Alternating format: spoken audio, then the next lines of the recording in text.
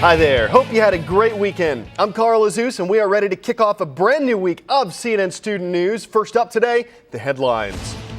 Israeli operations in Gaza may be coming to an end. A defense official says its 2-week assault on the territory could be in its final days after the UN Security Council passed a resolution calling for a ceasefire. Israel's goal was to stop Hamas militants from firing rockets into the country. More than a dozen were launched into Israel on Sunday alone. Emergency personnel are searching for victims of last Thursday's earthquake in Costa Rica. As of Saturday, 34 people had been killed by the magnitude 6.1 quake. 64 others were missing. Back in the U.S., Illinois Governor Rod Blagojevich is vowing to fight after the Illinois House of Representatives voted to impeach the governor on Friday. Federal officials arrested him last month on several charges, among them that he tried to get money or favors for appointing someone to Barack Obama's Senate seat. Blagojevich says he's not guilty of any impeachable offense. The question of whether to remove him from office now moves to the Illinois State Senate. Meanwhile, Roland Burris, the man Blagojevich appointed to fill Illinois' open U.S. Senate seat, may be able to actually join the Senate. He was barred from there last week, partly because his appointment wasn't certified by the Illinois Secretary of State. However, the Illinois Supreme Court has ruled that Burris doesn't need the certification. Senate Democrats are examining the issue. And King Nut is issuing a total recall of its peanut butter products after salmonella was found in an open tub. The CDC is investigating a widespread outbreak of the disease. Around 400 people in 42 states have been infected, dating back to last September. A word to the wise: literacy, the ability to read and write. The National Center for Education Statistics takes that definition one step further. It says literacy means using printed and written information to function in society, develop your knowledge and potential, and achieve your goals. So it's understandable why a new study by the group says that people who are illiterate will face many more challenges throughout their lives. Lisa Sylvester reports on the findings. And eat what? Bones. In Washington, D.C., adults, many of them in their 40s and 50s, are learning to read for the first time. 1 out of 7 adults in the United States lacks basic literacy skills. What that means is they cannot read a sentence or comprehend even the most basic paragraph in English. The extensive survey was done by researchers at the Department of Education, who followed a large cross-section of Americans from 1992 to 2003. Why are so many unable to read in the United States, a first world country that mandates public education for children? Why so high? 3 reasons. Young people who drop out of high schools, failing schools, people with learning disabilities, which may be undiagnosed in some circumstances, and immigration. The states with the highest illiteracy rates are California, 23%, Florida, 20%, New York, 22%, and the District of Columbia and Texas, both at 19%.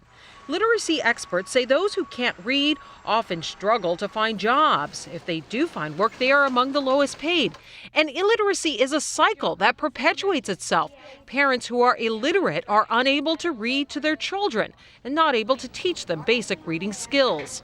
Based on what we know now, we'll be the first generation whose children are less educated than we are, less smart than we are, because we failed them.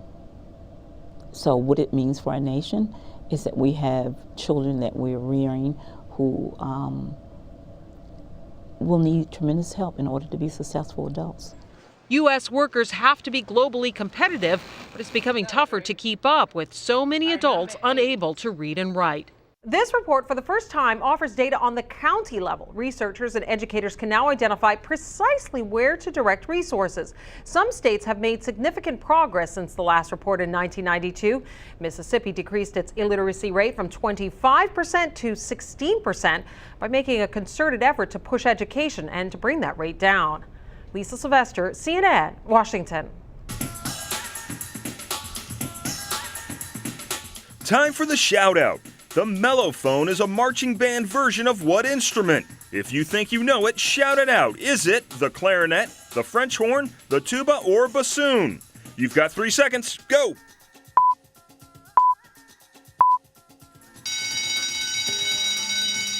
The mellophone is similar to the French horn in musical range, but its horn faces forward. That's your answer, and that's your shout out.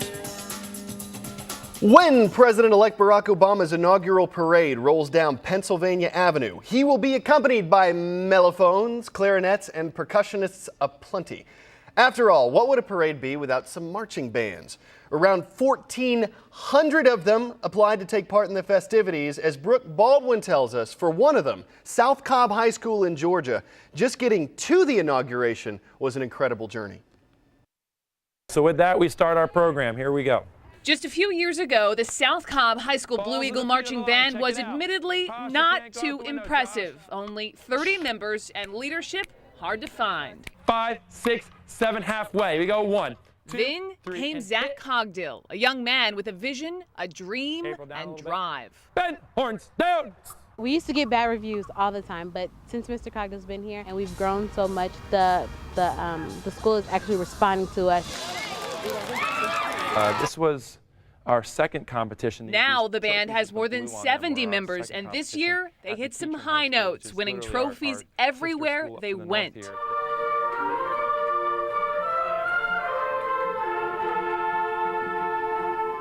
You know, we're proud to have these here, but for me, these are memories about what our kids do. But Cogdill and his ensemble had some obstacles to overcome as well. In some cases, I have students that had to live with another band parent. I know that some of my students, they have their utilities cut off for weeks at a time. But at the end of the day, that student and that parent comes in here and we work to afford them the same opportunity that they're going to have at any other school, and they start to see hope. The Georgia high school football season is over, but band season marches on. Next appearance, the nation's capital, Washington, D.C. Their musical talents have them marching toward a prestigious performance, the historic 56th presidential inaugural parade. There will not be yard lines on Pennsylvania Avenue.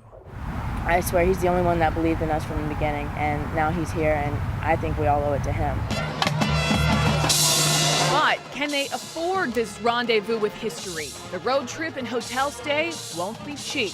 According to the school's principal, the cost, $1,000 per band member. Grand total, $70,000. The very next morning, a band kid walked past me as she was on her way to her first period class, and I grabbed her and I hugged her and I said, "Aren't you excited?" And she looked at me and her expression on her face didn't change one bit, and she said, "I'm not going." And I said, "Why?" She said, "I can't afford it." They hit the lottery. They just hit the lottery. But thanks to a fundraising effort by local media, she and her bandmates can now afford it. Donations quickly started flowing in from local businesses, other schools, even celebrities. Within days, the community raised $110,000, more than enough to participate in this presidential parade. The story of our band is not just about the D.C. trip. The story of our band is the way in which they've grown. And now the story of our band will be the way in which they give back. It seems to me that you're above and beyond teaching music.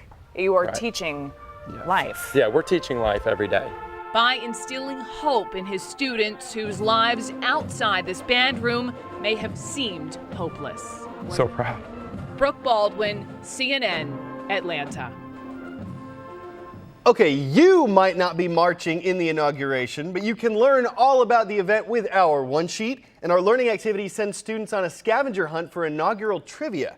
These free resources are coming soon to cnnstudentnews.com. And before we go today, uncovering the past of America's pastime. Among the boxes scattered around Bernice and her husband Al's antique store, the couple recently made a truly rare find, a baseball card, the first one ever made. Originally, the couple put it up on eBay for about $10. They decided to cancel that and hold off for a while when experts told them the card could be auctioned for about 6 figures, making this a real baseball diamond in the rough. Swing and a miss. For CNN Student News, I'm Carl Azus.